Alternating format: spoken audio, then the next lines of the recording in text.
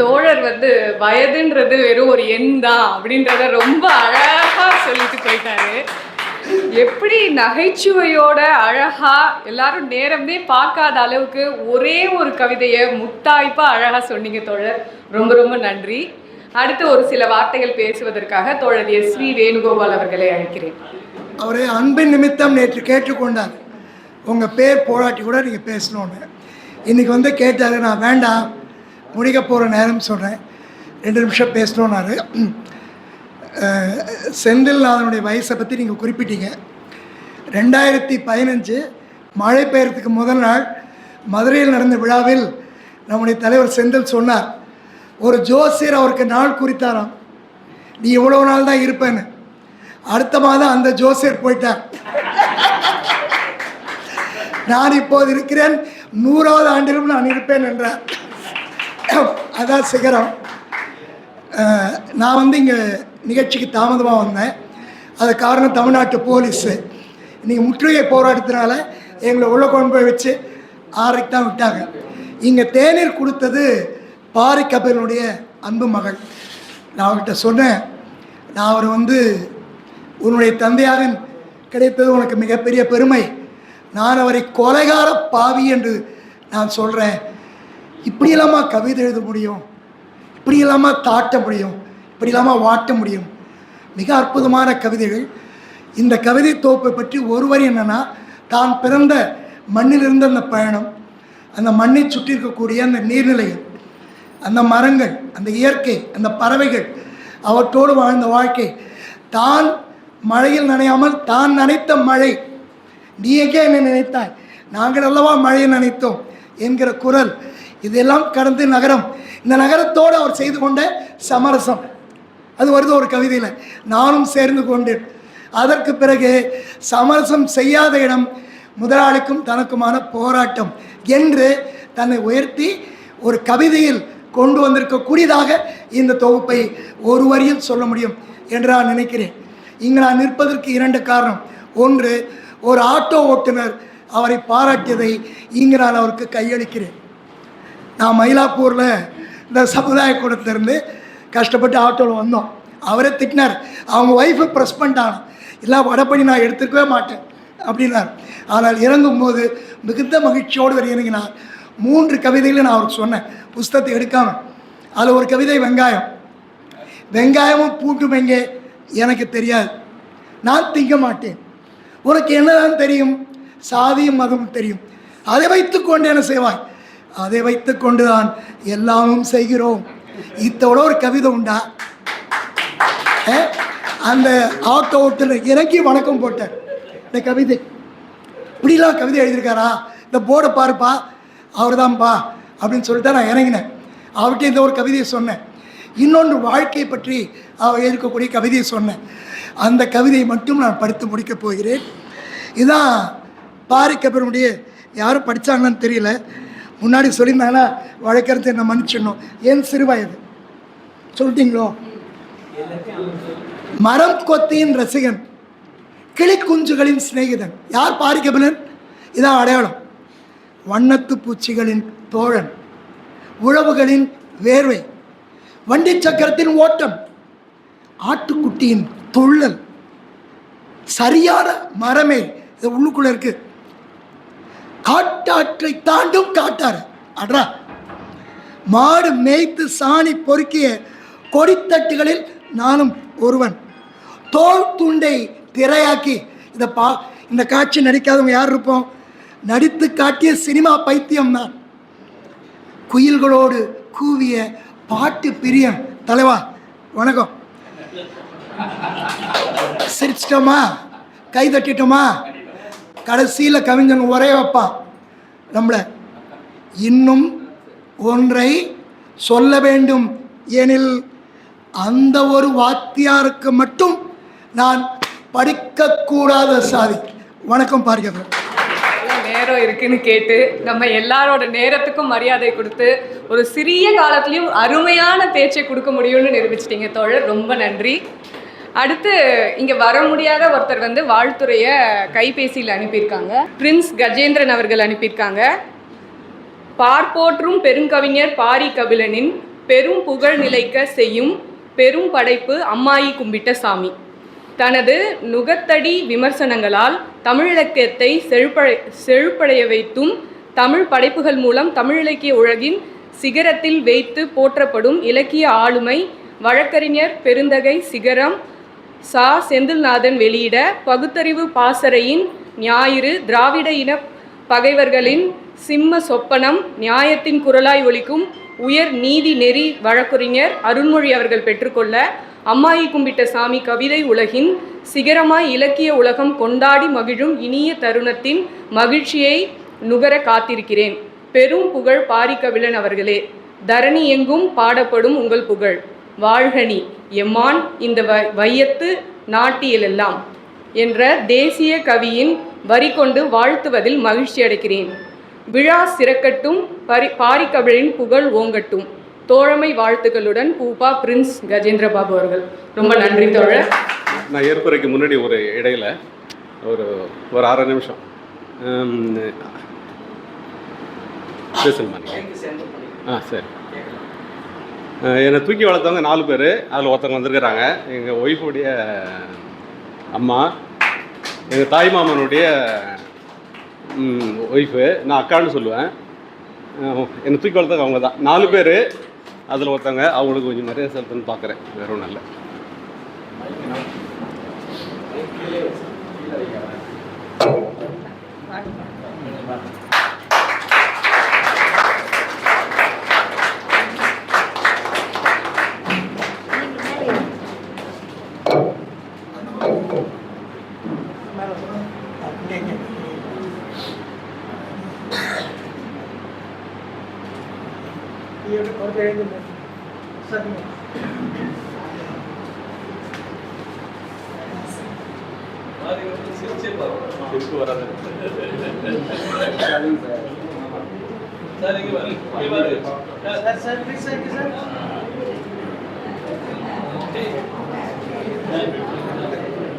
ஏற்புரைக்கு முன்னதாக திடீர்னு வரவேற்புரை கொடுக்கணும்னு உள்ள வந்து சொன்னோம். 2 நிமிஷத்துல எந்தவித ப்ரிப்பரேஷனும் இல்லாம வந்து பேசினாங்க.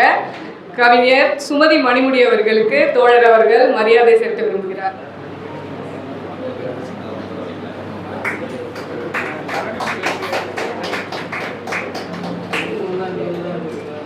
விழா நாயகர் ஏற்புரை வழங்க வருகிறார். வாருங்க தோழர்.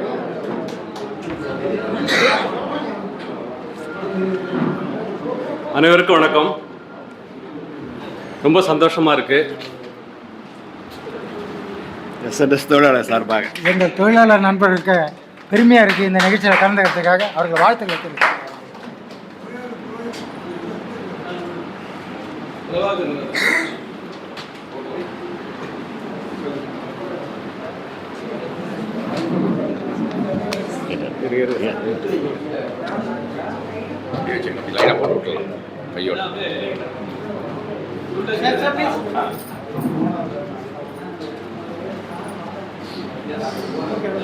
கபிலன் இப்போ போட்டாத வேலைக்கு ஆகும். அப்புறம் வேலைக்கு ஆகும்.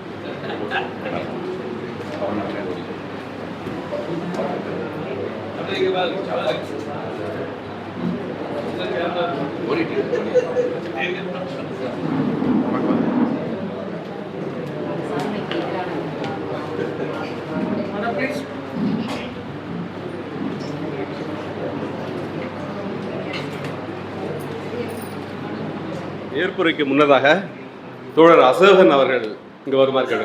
வாங்க வாங்க வாங்க. இல்லை வாங்க தோழர்.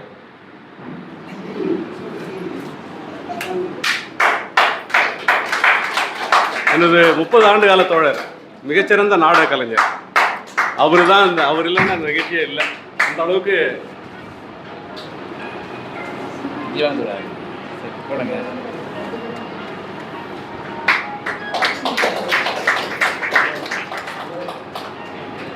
குறிப்பீடு எடுக்கலை. என்ன பேச போகிறேன்னு தெரியல.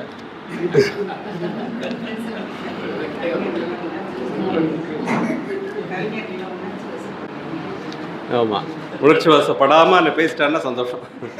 அதுதான். நேரம் ஆயிடுச்சு. எல்லாரும் காத்துக்கிட்டு இருக்கீங்க. முதல்ல எல்லோரும் இங்கே வருகை தந்திருக்கீங்க. அதுக்காக என்னுடைய வணக்கத்தை, நன்றியை தெரிவித்துக் கொள்கிறேன். ஒவ்வொருத்தராக குறிப்பிட்டு சொல்லல, நேரம் இல்லை. ரெண்டாவது வந்து அதை குறிப்பெடுத்து வச்சுருந்தா தான் சொல்லவும் முடியும். ஏன்னா நிறைய பேர் எனக்கு மனம் விட்டு சொல்லக்கூடிய நண்பர்கள் தான்.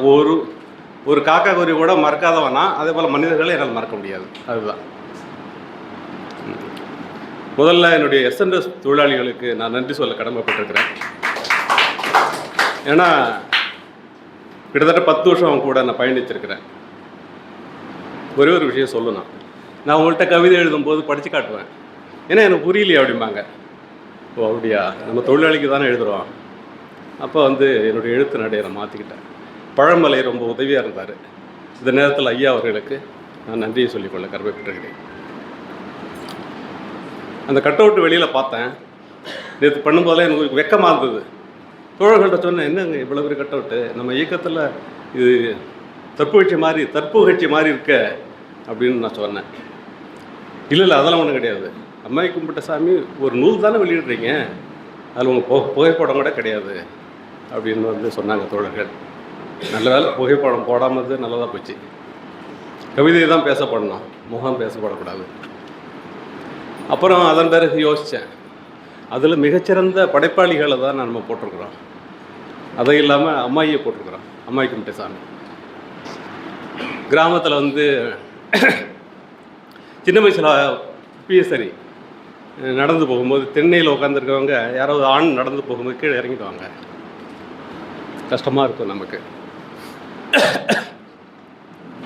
அப்போ தெரியல சின்ன வயசில். ஆனால் இப்போ அவங்களுக்கு ஒரு நாற்காலி போடணும் அப்படின்னு சொல்லி தோணுச்சு. இந்த நாற்காலி தான் அந்த அம்மாயி. அந்த ஒரு பெண் விவசாயிக்கான நாற்காலி. நான் அப்படி தான் பார்க்குறேன். என்னுடைய கவிதையில் ஒவ்வொரு கவிதையிலும் உறவுகளை நான் சொல்லணும்னு நினைக்கிறேன். நிறைய பேர் நினைக்கலாம், எங்கள் துணைவார் நினைக்கலாம் என்னை பற்றி எழுதலையே. அதே போல் எங்கள் அக்கா நினைக்கலாம் என்னை பற்றி எழுதலையே. நடமாவை பற்றி மட்டும் எழுதிட்டான், என்னை வீட்டுக்கு போனால் அது ஓடும். அது ஓகேவா? நடமாவை பற்றி எழுதிட்டான், அம்மாயை பற்றி எழுதிட்டான், என்னை பற்றி எழுதலை அப்படின்னு ஒரு ஓட்டம் ஓடும். அதுக்கு நான் இப்பயே சொல்லிடுறேன், ஒவ்வொரு கவிதை புத்தகத்திலும் என்னுடைய உறவுகளையும் நான் பதிவு செய்வேன். உறவுகள்னா வெட்டியாக தூங்கிட்டு உறவுகளை பதிவு செய்வது கிடையாது. உண்மையிலேயே உழைப்பாளிகளை மட்டும்தான் நான் பதிவு செய்வேன். என்னுடைய கவிதைகளை உழைப்பாளி மட்டும்தான் பதிவு செய்வேன். அதனால் உறவு வந்து நம்ம சொல்லி ஆகணும். இப்போ ஒரு கவிதை எழுதும் பொழுது யாரையும் சிந்தித்து எழுதுகிறோம் இல்லையா? அப்போ நம்ம பக்கத்தில் நம்ம உறவுகளை, அவங்களும் உழைப்பாளி தானே, அப்போ ஏன் அவங்கள நம்ம சொல்லக்கூடாது? அப்படி தான் எனக்கு தோணுச்சு. அதுதான் ஒவ்வொரு உறவுகளையும். இது வந்து சுயம் பாடுறது கிடையாது. கிட்டத்தட்ட இந்த இடம் ரொம்ப முக்கியமான இடம். நம்ம இப்போ அம்மாவை கும்பிட்ட சாமிங்கிறது வந்து நான் எழுதுகிற தொகுப்பு தான். ஆனால் யார் அம்மாவை கும்பிட்ட சாமி அப்படின்னு சொல்லி தோழர்கள் சொல்லிட்டாங்க. ஒரு உழைப்பாளி மக்களை பற்றி தான் நம்ம இங்கே பேசிகிட்டு இருக்கோம்.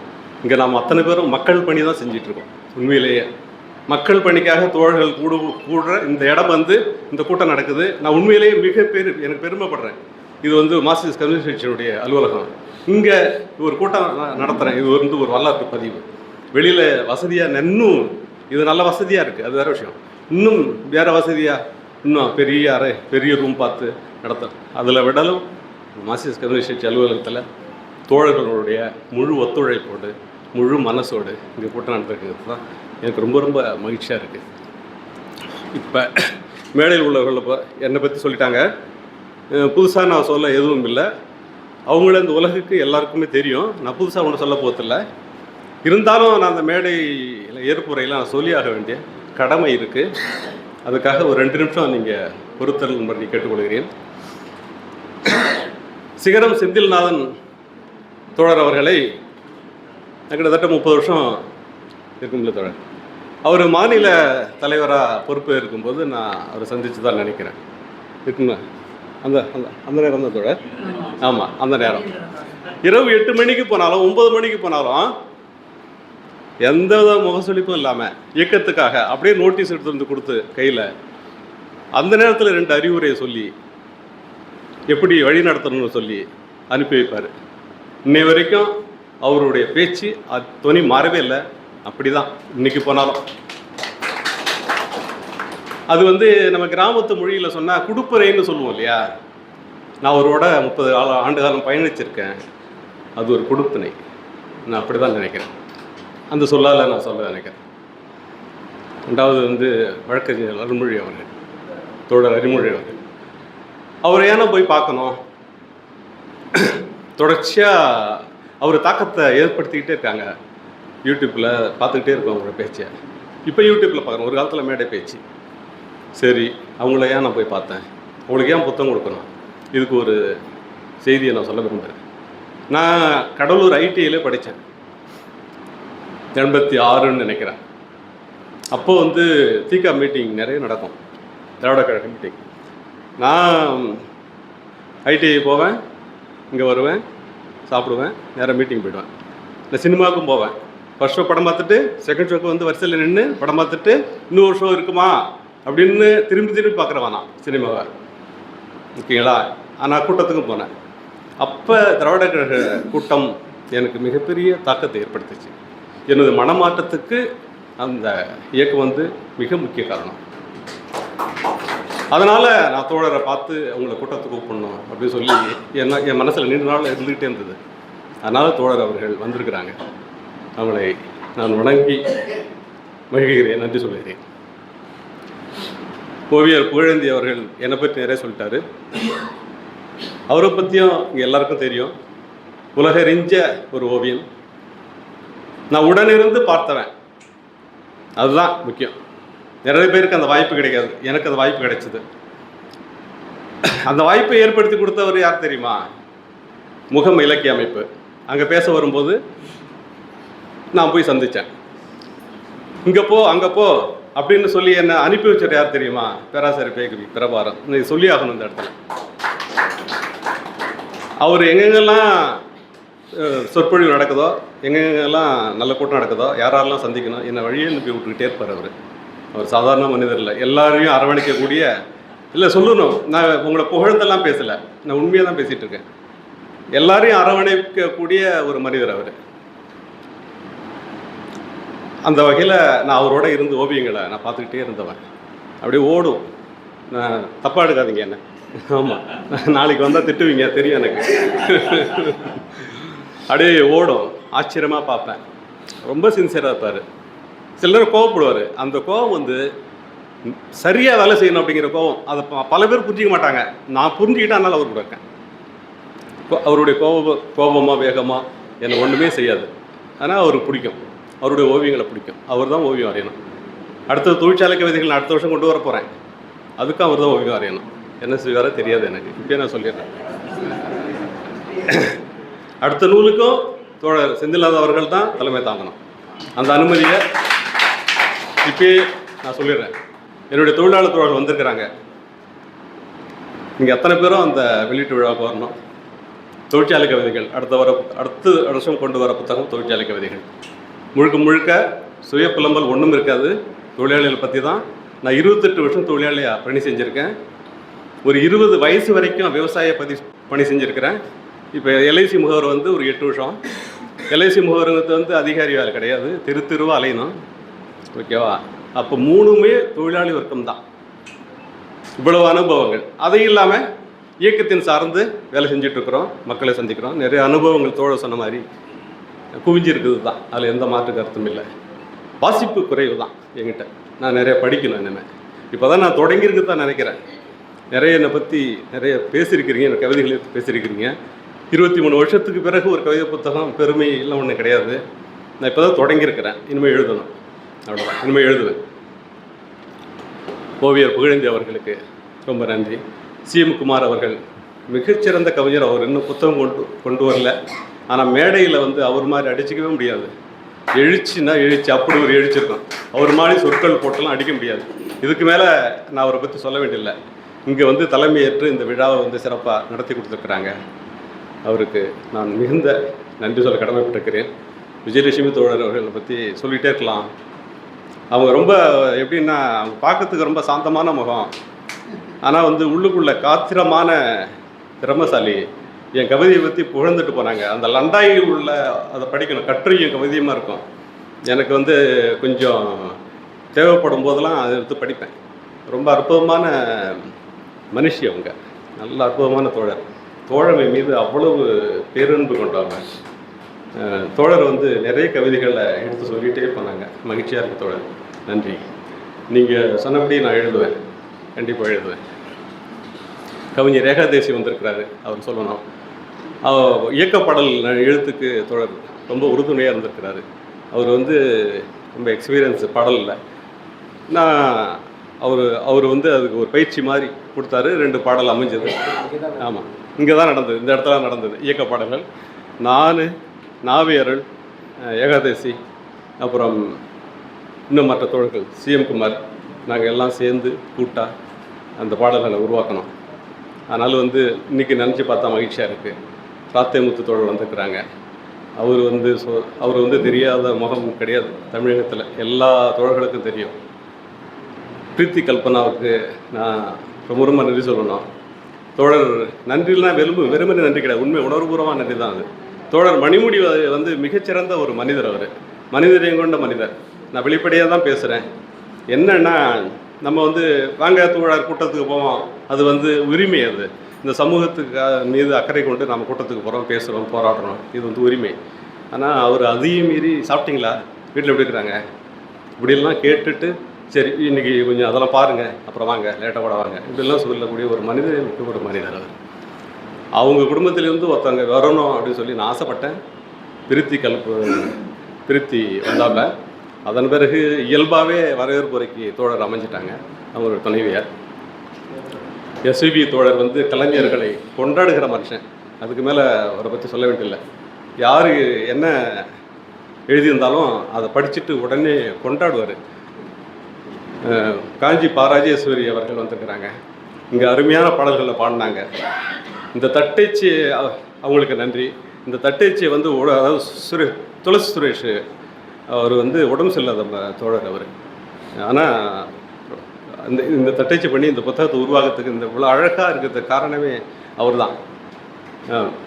பரிசாலாம் சொல்லிகிட்டே போகணும், யாரை விட்டுட்டானா தெரியல எனக்கு. நிறைய கவிஞர்கள் வந்துருக்கிறாங்க. கவிஞர் ஆசு, தொழிலாளர் வர்க்கத்து நண்பர்கள், என்னுடைய உறவினர்கள் வந்துருக்கிறாங்க. நான் யாராவது விட்டுருந்தா உண்மையிலே அடி மனசுலேருந்து விடலை, மறந்து போய்விட்டுருக்கல. மறக்கலை, நான் யாரையும் மறக்கலை, எல்லாம் மனசுல தான் இருக்கிறீங்க. அந்த நேரத்தில் இந்த இடத்துல என்ன சொல்லுறதுன்னு எனக்கு தெரியல இதுக்கு மேலே.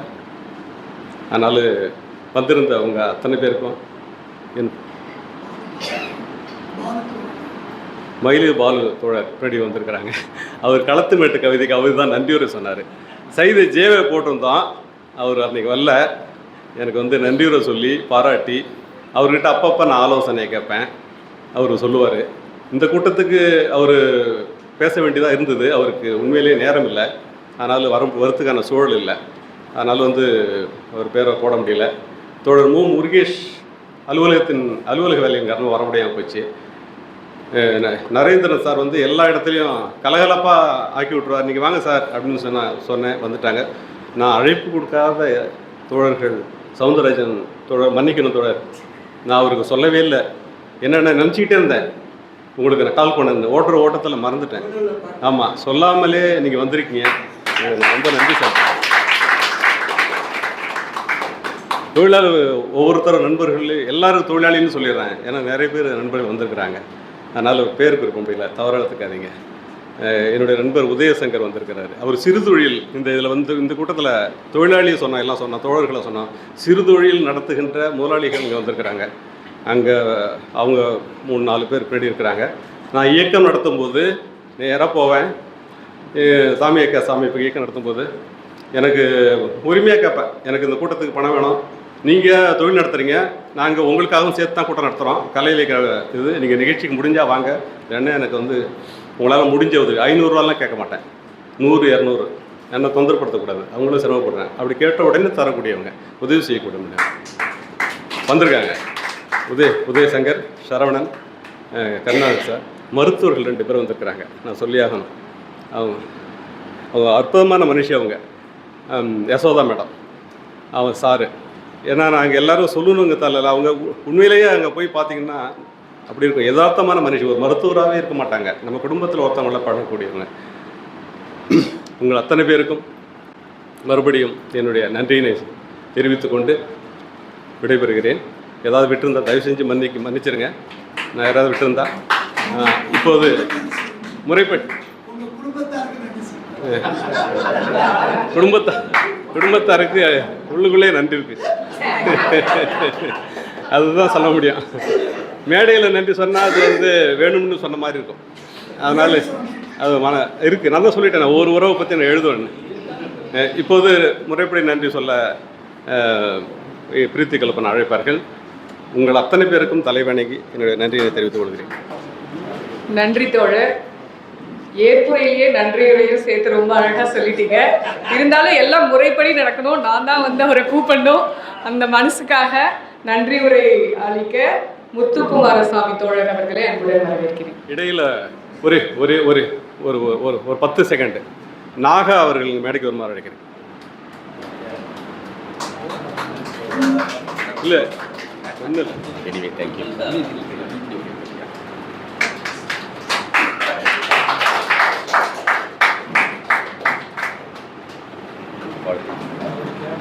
நான் ஏற்புரை முடித்த பிறகு பேசுகிறேன். ஒரு நிமிஷம் பேசிக்கிறேன். ஏற்புரை முடிச்சுட்டேன். நண்பர் நாகா பற்றி நான் சொல்லணும். இந்த நிகழ்ச்சிக்கு நான் சொல்லவே இல்லை, வந்திருக்காரு. நான் சொல்லவே இல்லை, கேமரா பண்ணுங்கன்னு சொல்லவே இல்லை. அவர் எல்லாம் ரெடியாகி வந்துட்டார். என்ன விஷயம்னா அன்பு. ஏன்னா நான் 30 அவர் ஆல் இண்டியா ரேடியோவில் வேலை செய்யும்போது அந்த ரெக்கார்டிங் பண்ணி செய்வார். நான் வந்து கவிதை எழுதுவேன் இளைய தலைமுறையில். சொல்லிடுவாங்க, நான் பீச்சில் போய் உட்காந்து தான் அப்படி எழுதிட்டு போயிட்டு படிச்சுட்டு வந்துடுவேன். மகாலட்சுமின்னு ஒரு மேடம் உடனே படிப்பேன். அதனால் 32 நிகழ்ச்சிகள் பண்ணியிருக்கேன் ஆல் இண்டியா நிகழ்ச்சியில். அதில் கிட்டத்தட்ட ஒரு 20 நிகழ்ச்சிக்கு மேலே இவர் பதிவு பண்ணியிருப்பார். எங்கள் 2 பேருக்குள்ள அப்படி ஒரு நெருக்கம். அந்த நண்பருங்க வந்திருக்கிறது மகிழ்ச்சி. இப்போது நண்பர் முத்துக்குமார்.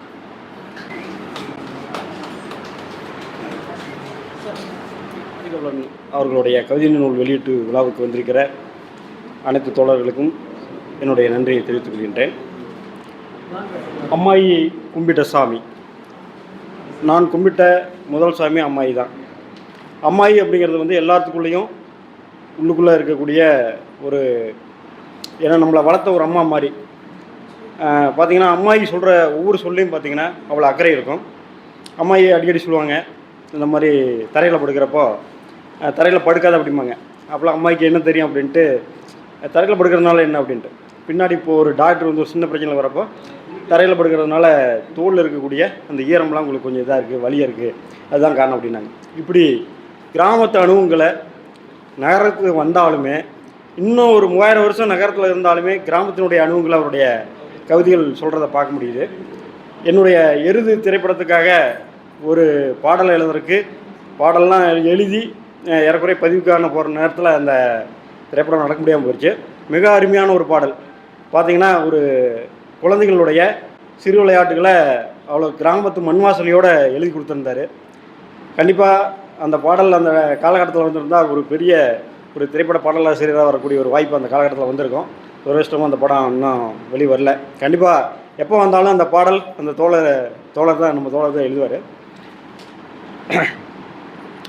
அதாவது ஒரு தொழிற்சாலையில் இருந்துட்டு கவிதை எழுதுங்கிறது எவ்வளோ சிரமம்னு தெரியும். ஏன்னா நானும் ஒரு பனியன் தொழிலாளியாக இருந்த காலகட்டத்தில் ஒரு 12 மணி நேரம் வேலை செஞ்சு அந்த அயற்சியில் படுத்து தூங்க தான் தோணும். ஆனால் எப்படி அப்படின்னா, உங்களுக்கு வந்து ஒரு தோழர் சொன்ன மாதிரி இயந்திரமாக வந்து நம்ம ஆயிடக்கூடாதுன்னு ஒரு கிரீஸ் மாதிரி அவருக்கு கவிதைகள்லாம் வந்து எழுதியிருக்காரு. அப்புறம் நம்ம தோழர் வழக்கறிஞர் செந்தில்நாதன் தோழரை பற்றி சொல்லி ஆகணும். ஏன்னா தாமுயக்ஸாக வந்து இன்றைக்கி வந்து ஏகப்பட்ட நிகழ்ச்சிகள் அங்கே எம்ஜிஆர் நகரில் நடத்துறதுக்கு காரணம் அவர் கொடுத்த அந்த சுந்தரம் ஸ்கூலில் தான் நாங்கள் வந்து பண்ணோம். நான் தாமுயக்ஸாவுக்கு வந்ததுக்கு காரணம் தோழர் பாரிகோளன் தோழர் தான். எப்பவுமே வந்து எந்த கூட்டத்துக்குமே அவர் என்னை கூட்டிகிட்டு போயிடுவார், வாங்க தோழர் அப்படின்ட்டு. என்னால் வரல அப்படின்னா கூட பிடிச்சி இழுத்துட்டு வந்துடுவார்.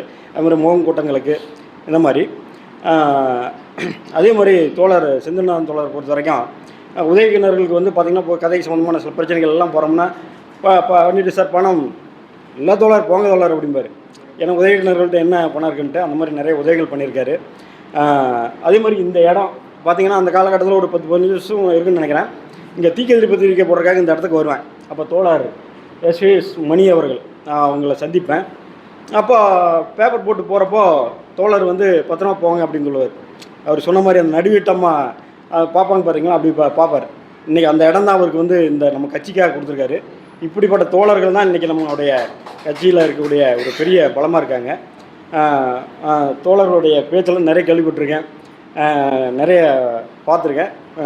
ஒரு நாத்திக கருத்துக்களை அவ்வளோ இதாக பேசியிருக்காங்க. மற்றும் எல்லோரும் பேர் சொல்ல முடியல, நேரங்காலம் கருதி நான் நீட்டிக்க விரும்பல. வந்திருக்கிற அனைவருக்கும் என்னுடைய நன்றி தெரிவிச்சுக்கிறேன்.